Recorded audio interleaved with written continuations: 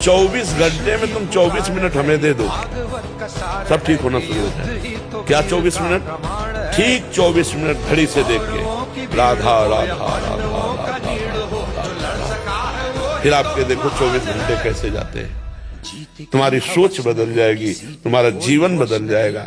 भगवान ने तुम्हें इतना बड़ा जीवन दिया है और तुम्हें तो हमें लगता है अपने दुख को केवल भगवान से कहना चाहिए।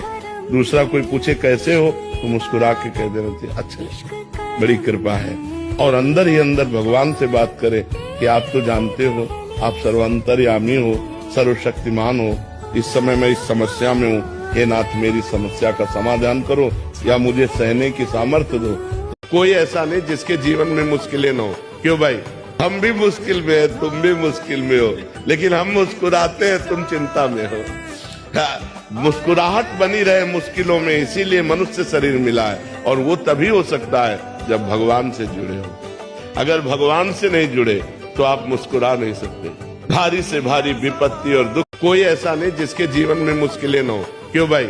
हम भी मुश्किल में है, तुम भी मुश्किल में हो, लेकिन हम मुस्कुराते हैं, तुम चिंता में हो। मुस्कुराहट बनी रहे मुश्किलों में, इसीलिए मनुष्य शरीर मिला है। और वो तभी हो सकता है जब भगवान से जुड़े हो। अगर भगवान से नहीं जुड़े तो आप मुस्कुरा नहीं सकते। भारी से भारी विपत्ति और दुख। एक दिन भगवान ऐसे प्रसाद पा रहे थे, प्रथम कवर ही ऐसे करके ऐसे हो गए। तो रुक्मिणी जी ने कहा ये स्थिति आपकी तब होती जब कोई भक्त दुखी होता है। कौन भक्त दुखी? उनका मेरे एक मित्र हैं बचपन के, सुदामा जी, कई दिन हो गए आज उनके घर में भोजन नहीं। बोले प्रभु आपका मित्र भोजन नहीं, आप इशारा करो त्रिभुवन की राजलक्ष्मी। बोले इशारा तो तब करे ना जब उसके अंदर इच्छा हो, उसके अंदर इच्छा ही नहीं। तो रुक्मिणी एक दिन भगवान ऐसे प्रसाद पा रहे थे, प्रथम कवर ही ऐसे करके ऐसे हो गए। तो रुक्मिणी जी ने कहा ये स्थिति आपकी तब होती जब कोई भक्त दुखी होता है। कौन भक्त दुखी? उनका मेरे एक मित्र हैं बचपन के, सुदामा जी, कई दिन हो गए आज उनके घर में भोजन नहीं।